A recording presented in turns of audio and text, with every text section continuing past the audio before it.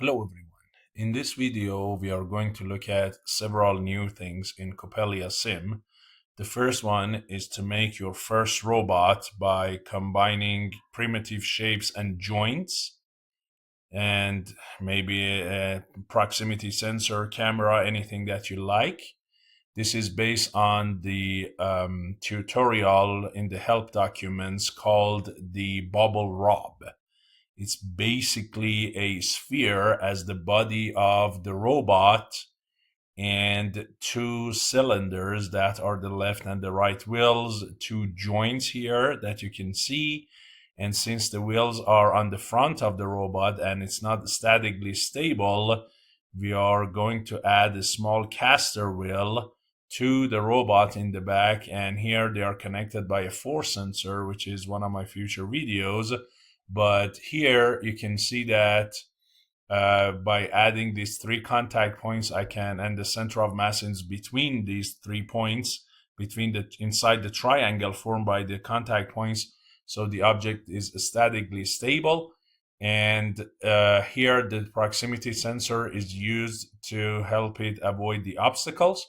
The algorithm that this bubble rob is using is very simple. Let me first run it for you so you can see what it does. So here it shows the distance that it measures to objects in front of it. The trajectory or the path of the object is shown by these yellow curves. And this is the XY graph of it. And this is how it works. So it moves on as soon as it reaches within a certain distance to the object. It stops. It goes back a little bit, but not just straight back. It makes a turn. Look here. You see? So when it turns, the left tire is spinning faster than the right. Okay, so not only it backs up, it does make a counterclockwise rotation. Look here. And so that allows it to turn away from the obstacle. And of course, this is very simple. It needs a few steering basically, but you see that it is going well around the room. Okay, so I'm gonna explain how this is working. The navigation is very simple, but how does it draw this green line, the yellow arrow? I can show you that. But the important thing is how to make this robot in the first place. And this is a very, very, very simple differential drive robot, basically. So how do we make this? That is the most important thing that we are going to discuss. So if I want to show you that here, if we go to a new scene, this is what we call a model of this robot that I imported. By the way, this is another thing I want to talk about in this video, a model.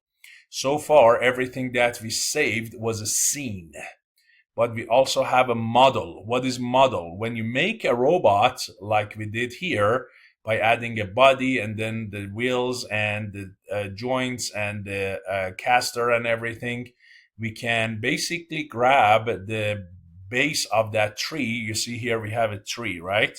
We can grab that base of the tree, highlight it, and then you see here now I can save it as a model. And if you save it, it can come up with the thumbnail for it. And then the model of CoppeliaSim is .ttm. What's so good about it? Now that you have a model, it is like any of these robots that we have here. Look, it's like any of these. Now you can bring them in and you can use them as a separate robot that you made. So look here in this new scene, I delete this, right? And this robot that I already made for this other demo, I can bring it in here. Look, so I go here and I say load model. And then I bring my model of the bubble rob. Look, there we go. And look here, it is totally functional. Now here, of course, there is nothing in front of it, so it falls down.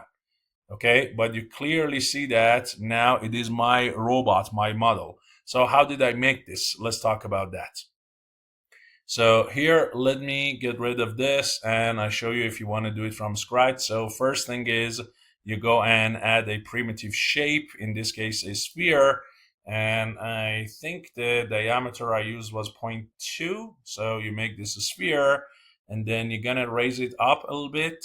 Okay, so I guess I moved it up to 0.12 or something. I lift it up a little bit so the tires go underneath it, right? So let's say this is the body of the robot. If you don't like it, change it to any other shape. You can even create meshes or bring meshes in or anything that you want. So let's say this is what I have, and now I can bring the motors and the wheels. But before that, you want to make sure this object is basically a dynamic object and a respondable object. Okay, and in this case you can also make it collidable, detectable, and measurable, right? So let's say this is the body of the robot that I have.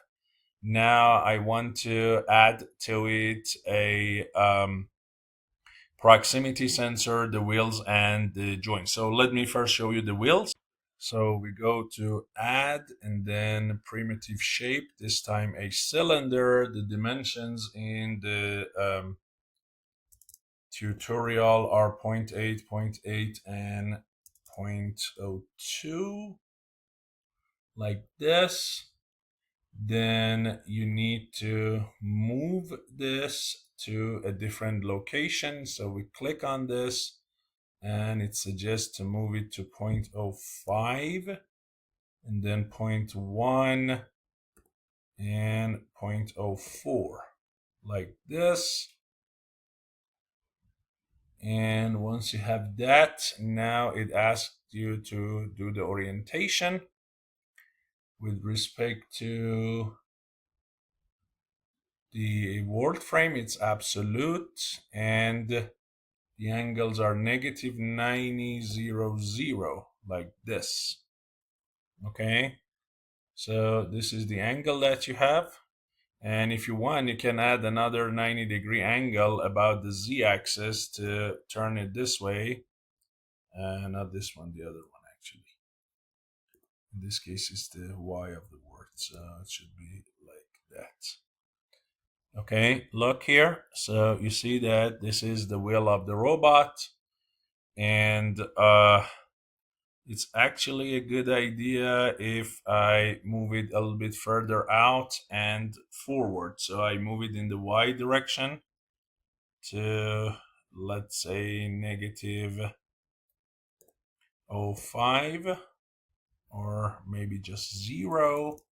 See if 0, yeah, I should go negative, seems like negative 0.02 or something, and move out in the x direction, so make it 0.1. There we go. I guess this is a lot more reasonable now. So it is on the side of the robot, as you can see, and in the front of the centroid, right?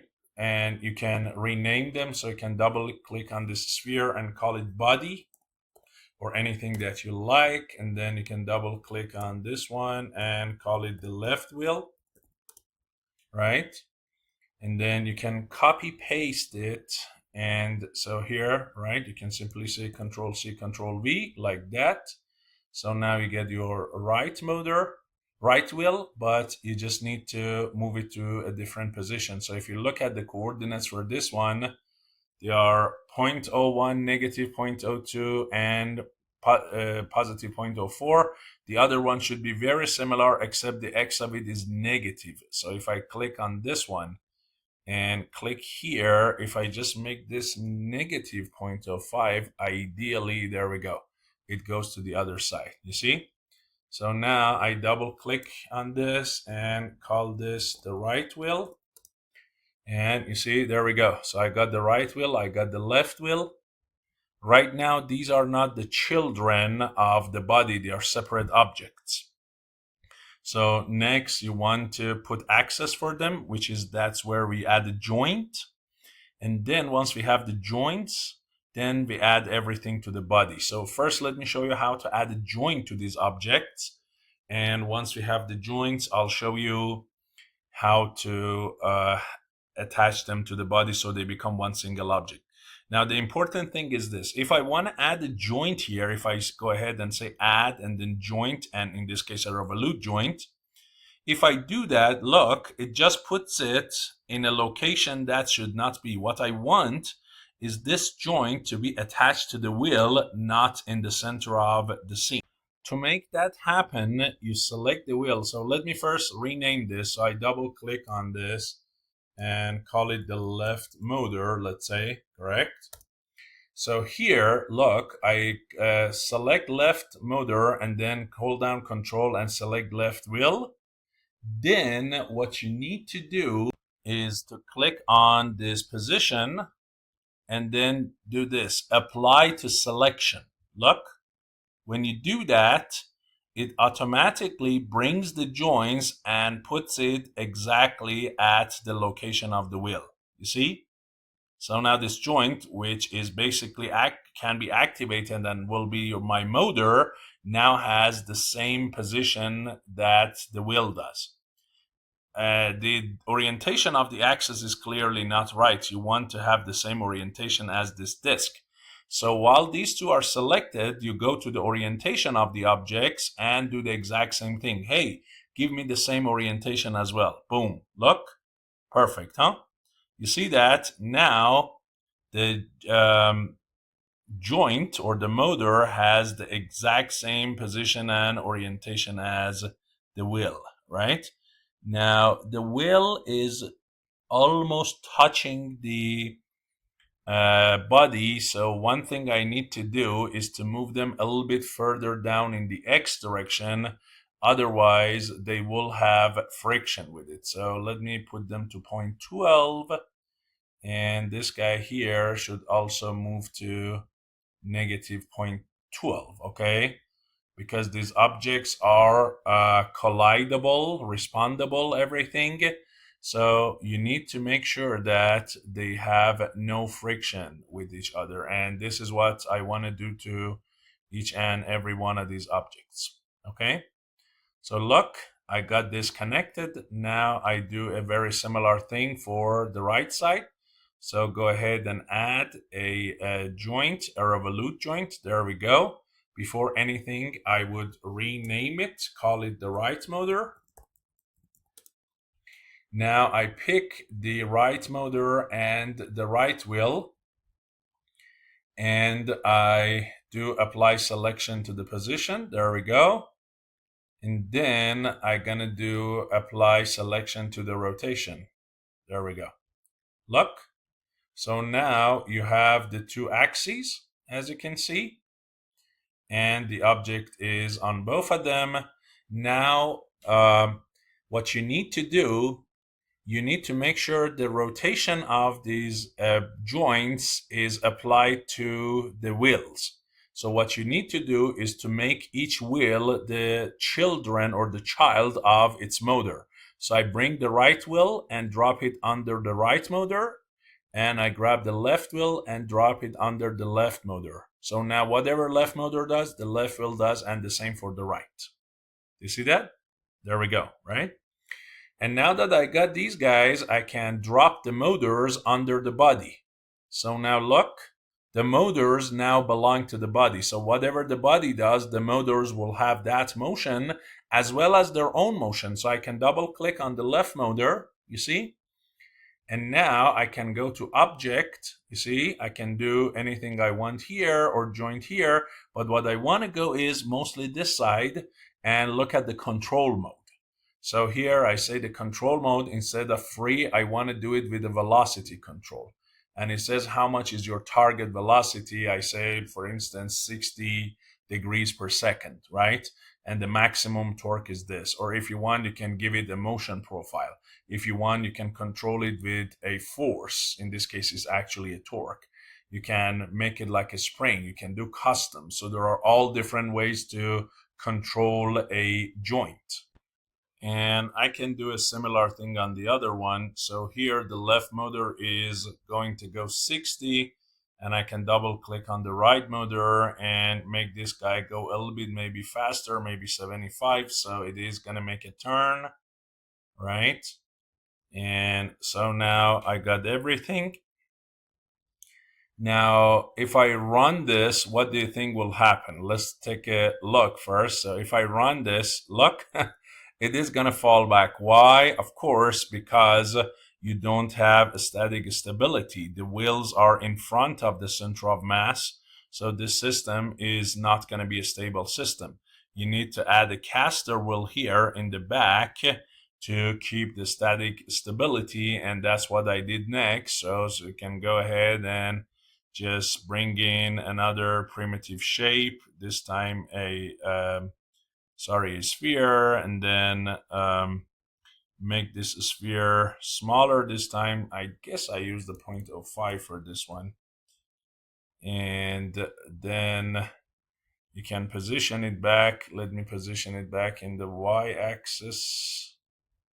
Let's see what happens. Yeah, you don't need that much, so you probably need to go to 0.06, 0.07, something like this. You see now, look here. So this is your robot, look. And this caster wheel is now exactly in the back. And then you can put a force sensor if you want between this and the object, so these two won't have interaction with each other. So let me first go ahead and make sure this is also collidable measurable, but I'm gonna separate this caster wheel from the body by putting something in between. And first, let me make this a little bit smaller. I guess this is too big. Maybe I go with 0.03 or something like that. And then I need to bring it down so it stays on the floor here. Okay, so that's the most important thing you need to do, is to make sure the wheel is not up in the air, because you clearly can see it is up in the air now.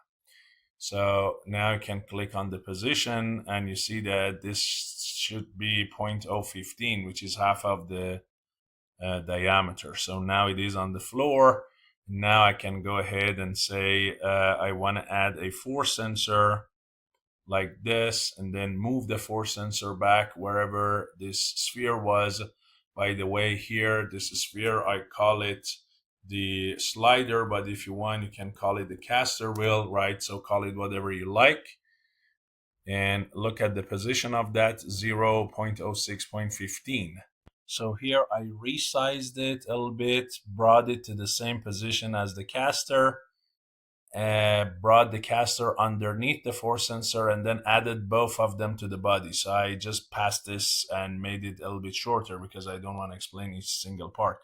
It's the exact same thing I did with the other joints and sensors. So now the system should be statically stable. Run the system, it should work, right? So let's go ahead and run. And there we go. You see it is working. And it is making a turn as expected. Now, how good it is working, that depends also a little bit on the masses of these wheels. If you see that this is not working properly and they are kind of sliding, one of the things you can do is to make these wheels heavier, or the caster or the whole system heavier if you want, so it creates sufficient traction. Let me show you how to do that. If you need to create more traction, you can go here, let's say pick the left wheel, the right wheel, the caster, and go under edit and say shape, mass, inertia, and then scale the mass. Okay, and say scale everything by a factor of, let's say 8 or something.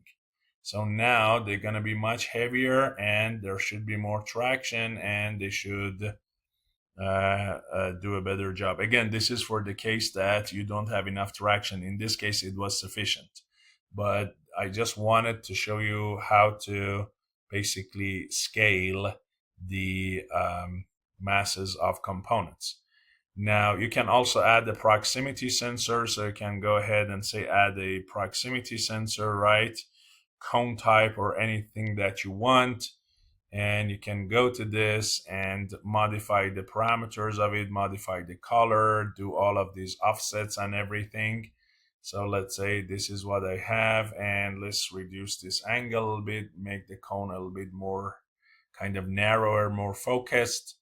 So now what you need to do is to rotate this, right? So I can easily do that, in this case about the word frame x-axis. That should allow me to move it to this angle here, right? Exactly as positive 90 degrees front of it. Then I can basically grab this guy and bring it up a little bit.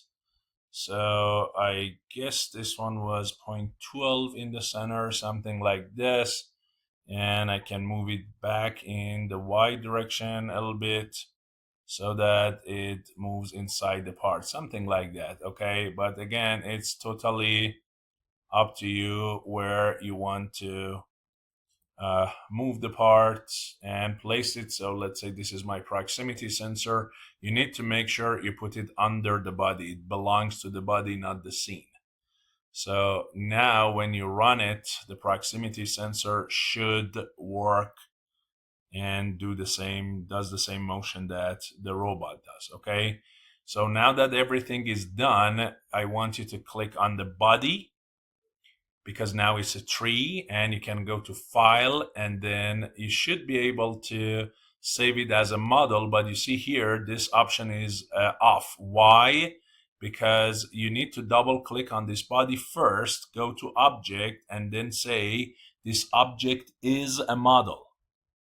You do that. Now when you click here, you should be able to save the model as I said, a CoppeliaSim model. And you can see that here, that this is gonna be a thumbnail for it, let's say, right? And if this is good, you can say okay and then give it the name, and now it's going to be the robot that you can bring to any simulation. And this is your own robot that is like any of these that are already available. Okay, now let's go to this demo that I made with this.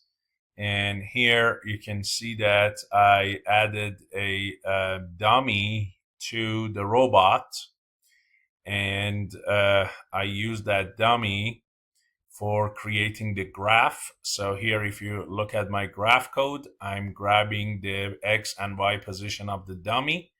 And this is what creating that XY graph for me, right? This one here.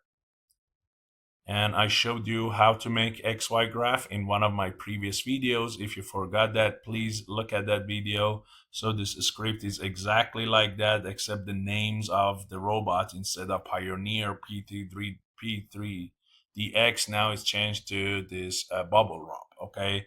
But the rest of it is exactly the same. So this is the graph and plotting the XY position for the dummy of the robot. Now, the other thing is, so this is the external wall that I made. And now if we look at the script that I added for the bubble wrap, let me just briefly explain it. So I told you how it is navigating. It goes forward until the object is sensed, then it backs up, also turns a little bit counterclockwise for a few seconds, and then keeps moving forward. So that is the logic of this navigation that is in the tutorial. And you see that the robot is taken by the root, and then with the backslash left motor, right motor, and sensing nose, which is basically the proximity sensor, I get the motors and the sensor. These are the min and the max speed for motion of the robot. And then I go ahead and create a collection from the robot. Okay, and I add to it the base of the robot. The next thing you see I'm doing in the initialization function is a distance segment. That is this yellow line that you see, the green line, sorry, that you see here. Look, this one here, and the other one is this yellow. These two need their own code to be plotted the way you can see them. So one of them is done by this command called add drawing object. And you see that the color of it is 010, so it's green. The other one is the robot trace. Again, this is add drawing object, and the basically the graphics that is using the previous one is a line. This one is a line strip plus a drawing cycle. So you see those yellow lines are not one single line. They basically once one segment finishes, the next one starts, and so on. The color of them is red, green, which is yellow, and this is the dimension for the line. Let me show you again here. Look at the yellow lines at the back of the robot. So this is the green. Now look, the yellow. You see? There is more than one line. So these are the line segments and cyclic repeat. So this is for this part. Now look at the sensing. In the sensing, I'm basically checking the distance between the base of the robot and everything else. And if the result is positive, which means the system is sensing something, then I'm going to basically do for the distance segment, the distance that the proximity sensor is giving me, I'm going to use that to draw that green line, okay? If I don't sense anything, I'm not going to draw the green line. Then I come here and I say that when the robot base exists, the robot base does exist, you could find it. Go ahead and get the position of the base of the robot, and then use the robot trace, which was the yellow line, get P, and from the previous position to the current one, draw the yellow line. For actuation, what do? If I get a sensor, if I find a sensor in the system, I'm gonna read the proximity sensor distance. Detection, if there is a detection, if I see something, this detection is a logical variable. Then I'm gonna change my time of simulation to 4 seconds extra. This is the amount of time that I need to move back. So for 4 seconds, I'm gonna drive backwards, okay? And you can see that here, right? So if the backup time is less than the simulation time, which means I did get something, look at the speed that I'm passing to my joints, set joint target velocity. They are negative, speed over 2 and negative speed over 8. You can see that the velocities are both negative, but the left one is bigger, so it also turns. If nothing is detected, then go full speed forward. And the speed here is basically set between the min speed and the max speed on the average, which is somewhere between 500 and 300, the average, which is about 175.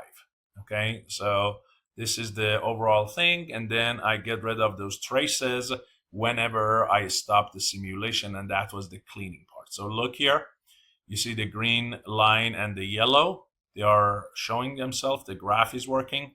As soon as I stop, look, all of those lines disappear. There we go, right? And of course, if you look at the script for my plot, right, it works, you get the stream, but when I stop, the streams would stop, and so the graph would automatically close. So this is how to make your own robot, the first robot that you made by a bunch of joints and objects, and using trees. You can save it as a model, you can have a script to do anything you want, and you can basically change the mass and everything. You can have two objects together and then use this option that I showed you, apply to selection, and force them to have the same basically either XYZ coordinates or the same angles. And one last thing before I finish this video, remember I showed you if you want to make this left motor a child of this bubble rock, I just dragged it and dropped it underneath it. This is one way to do it. Another way, let me show you. Let me get this out of the robot. So now the left motor is not a child of the body, okay? So another way I can make this a child of the robot, I can pick the left motor, pick the body, and then go to edit. And now look here, it says set parent, keep pose, set parent less. So I say, hey, make this guy the parent of that and let it keep the current pose. And now look, the left motor went underneath the body and it became the child of that, keeping the same pose, which means the position and the orientation. So this is another way that you can do it. Either you can keep the pose or not keep the pose, but anyway, you can make this a child of the other one. So hopefully this video was useful to you. The script for this navigation, this script, I'm going to share under video description for you. The script for the plot is already in one of my other videos, so it doesn't have anything special. And feel free to learn from it and work with the CoppeliaSim. Thank you so much. I'll see you in the next video.